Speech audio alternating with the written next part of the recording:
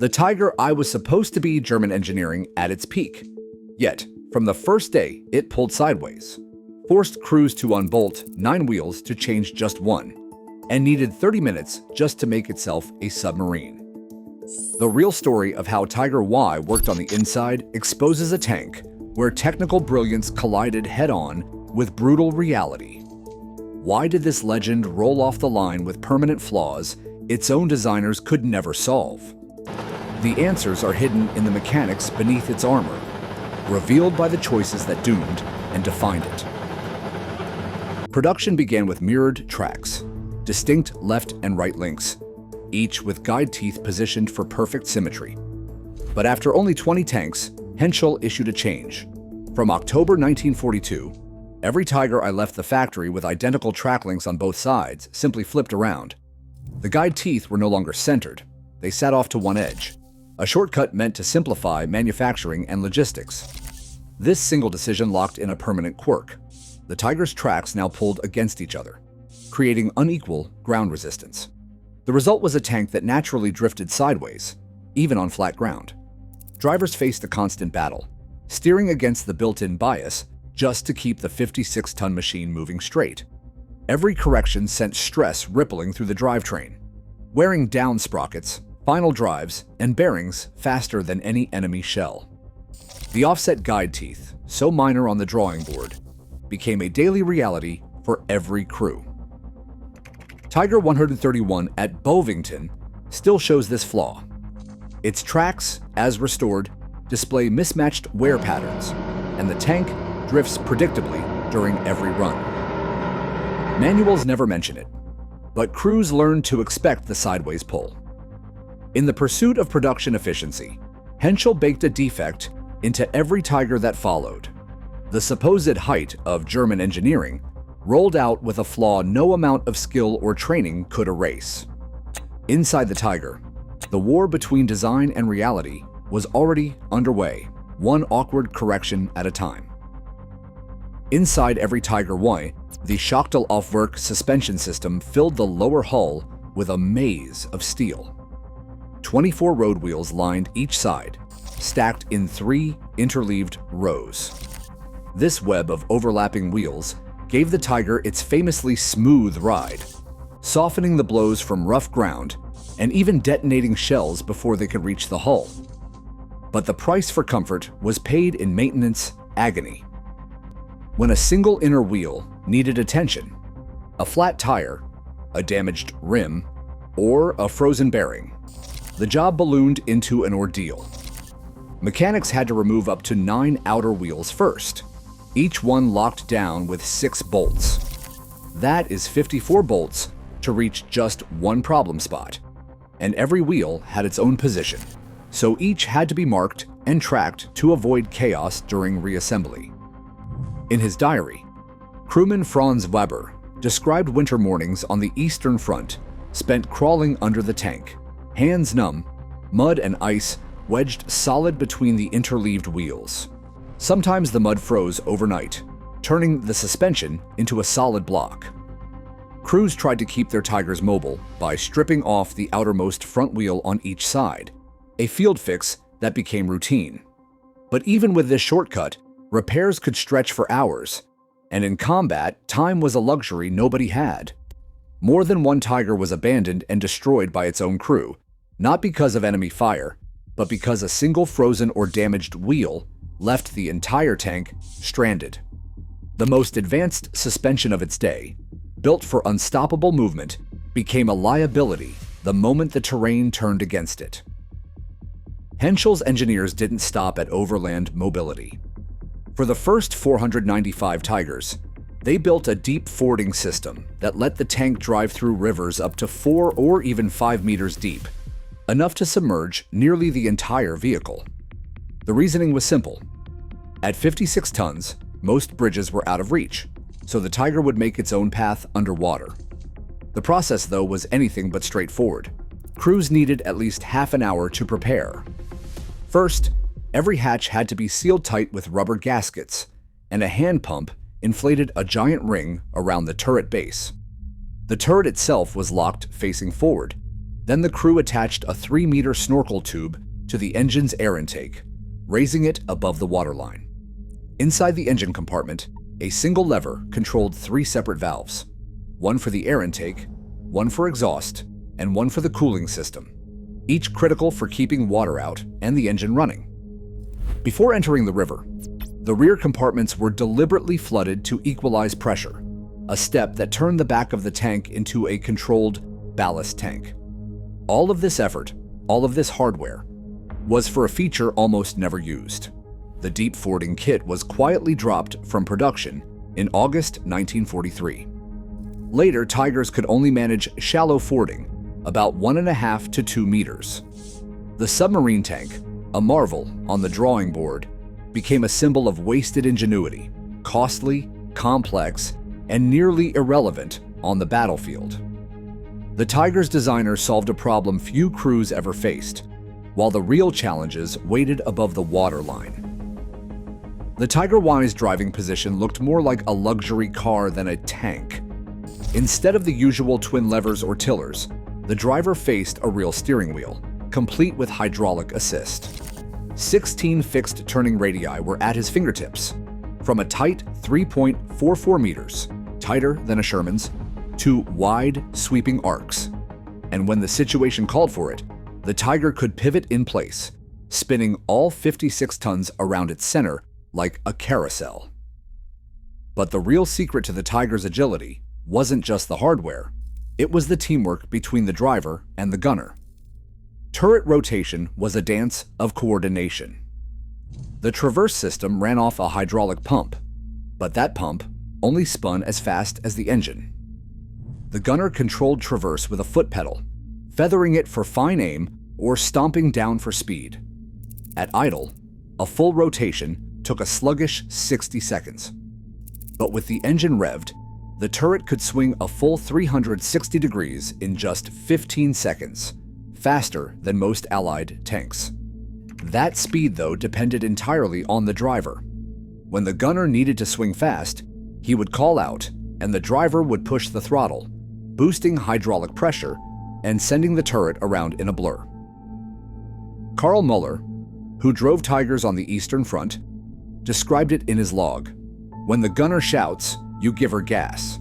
The whole turret moves like a storm. If you are slow, you miss your chance. The Tiger's reputation for a slow turret came from misunderstanding how the system actually worked.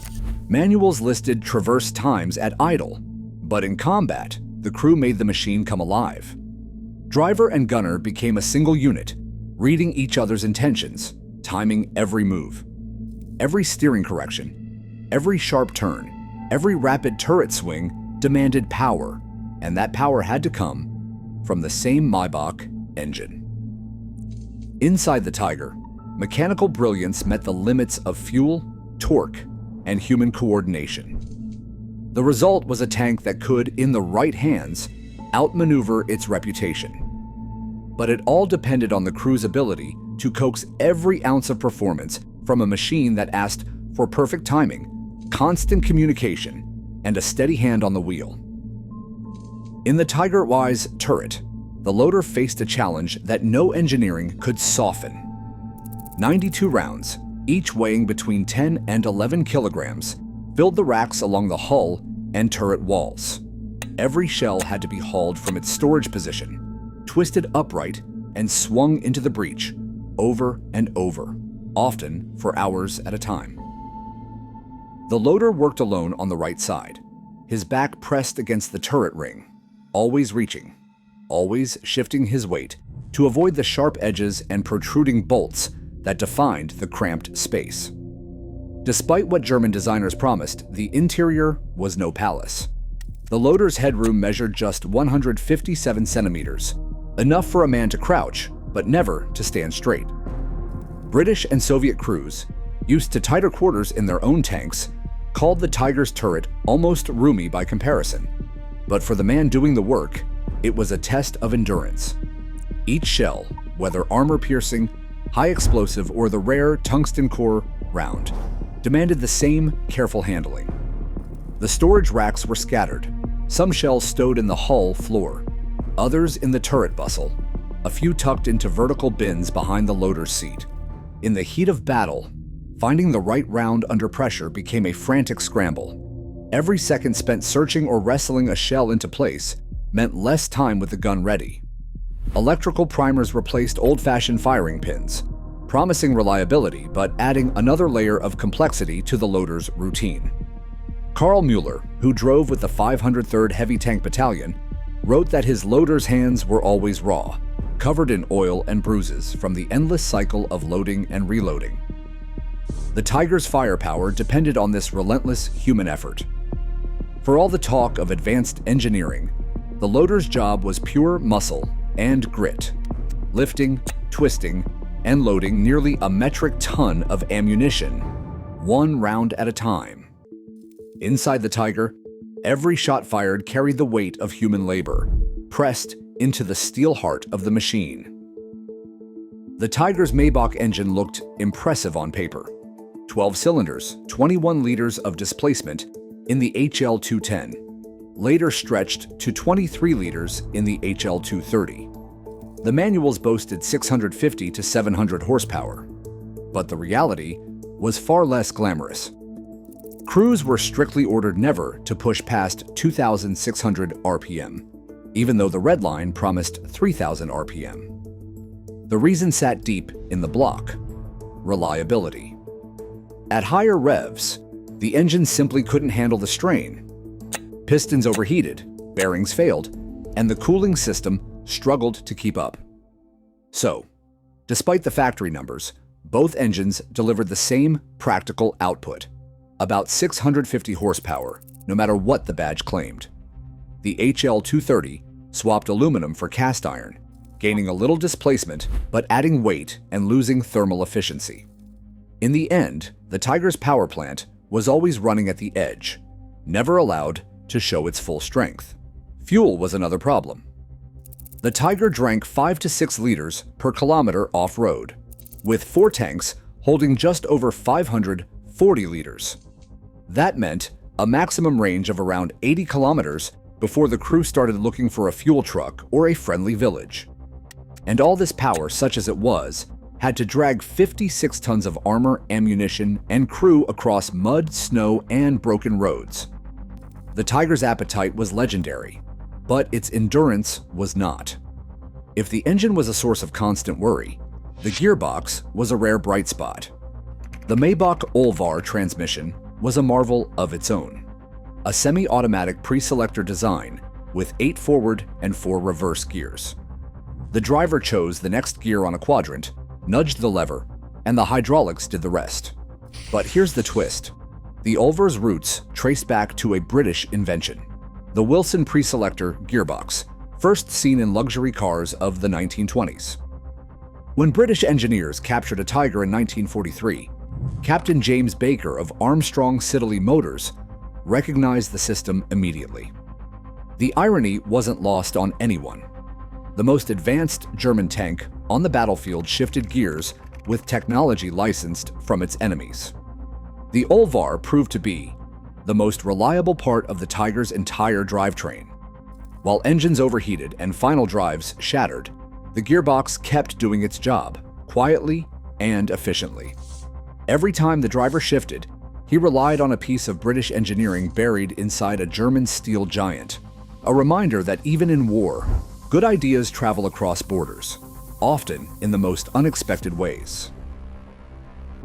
Every Tiger I delivered to the front arrived with 2 full sets of tracks, one for battle, one for the rails. The combat tracks measured 725 millimeters across, pushing the tank's total width to over 3,150 millimeters. That was just 8 millimeters, inside the legal limit for European freight trains. But even that slim margin wasn't enough. The only way to fit a Tiger on a standard flat car was to swap out the wide tracks for narrow 520 millimeter transport tracks, a job that demanded the removal of 16 outer road wheels. Each combat tracks had 96 links, weighing about 30 kilograms apiece. The crew had to manhandle nearly 6 tons of steel, link by link, just to move the tank from one theater to another. To avoid confusion at crowded rail yards, WWII transport tracks were painted green, while those for the Tiger II were red, a silent code for overworked mechanics. Leaving the narrow tracks on in combat was never an option. The ground pressure would spike, and the Tiger would bog down in mud or soft earth within meters. For every deployment, the ritual repeated: strip the tank, swap the tracks, load it up, and then reverse the process at the destination. Before the engine even turned over, the Tiger demanded hours of exhausting labor, all for the privilege of moving to the next battlefield.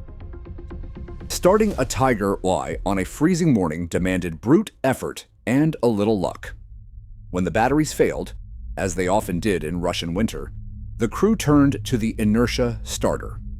At the rear, a crewman grabbed the heavy crank and spun the flywheel through a reduction gearbox, aiming for 60 revolutions per minute, enough to store energy for a single violent burst. With a sharp pull on the lever, that force slammed into the 23-liter Maybach engine. The whine and cough that followed were borrowed from Stuka dive bombers, adapted for a 56-ton tank. If the crank could not do it, some crews resorted to chaining up a Kubelwagen engine, anything to avoid another exhausting round. By February 1944, the WWII blowtorch heater joined the routine. Mechanics connected a standard torch to a port in the rear wall, sending flames through a sleeve to warm the coolant. But the engine still had to turn over, because the water pump only worked with the crankshaft spinning. There was a strict time limit, too long, and fire risked everything. Heidi Schmidt, technician at Bovington, demonstrates the process today. Arms straining, torch roaring, the Tiger finally rumbles awake. Hidden inside the Tiger's engine compartment, running up the wall like a forgotten vein, sat a vertical pipe that almost never appears in technical manuals. This was no ordinary coolant line. When temperatures dropped below freezing and engines refused to turn, crews reached for a solution few outsiders ever imagined: sharing hot water between tanks. A running Tiger could be connected to a cold one by hose, letting heated coolant flow from one block to another. In field reports, a 10-minute exchange could raise the recipient's engine's temperature by as much as 15 degrees Celsius, a difference between a dead Hulk and a tank ready for battle. Later, when the WWII blowtorch heater arrived, this pipe was quietly reworked so both the torch and the intertank hose could use the same port. Mechanics at Bovington, tracing the lines during restoration, found the evidence. A system designed not just for self-reliance, but for mutual survival. Heidi Schmidt, who maintains Tiger 131, calls it a relic of German overthinking, the kind of feature that only shows up when you're desperate, cold, and surrounded by steel. Most crews never wrote about it. Manuals left it out. But on the Russian front, Tigers huddled together, hoses snaking between them, passing warmth through armored walls.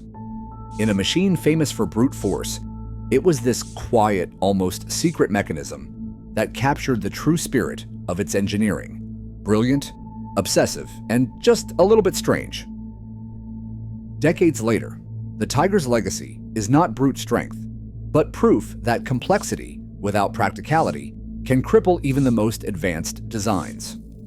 Today, modern military engineers study its flaws as much as its feats, because battlefield superiority is always decided by what works, not just what's possible. The line between innovation and overreach remains as thin as a tank's track. Let me know your thoughts below.